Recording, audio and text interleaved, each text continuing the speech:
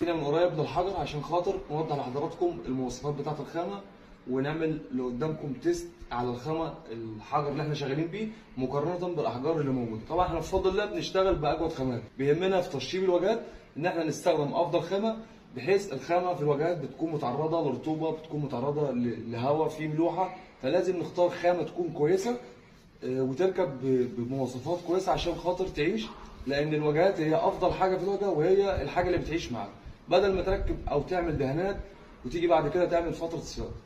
طبعا زي ما حضرتك شايفين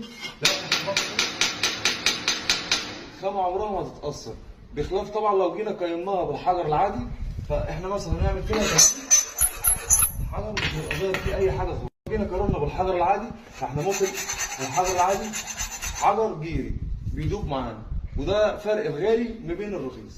استنونا في الفيديوهات اللي جايه. السلام عليكم ورحمه الله وبركاته.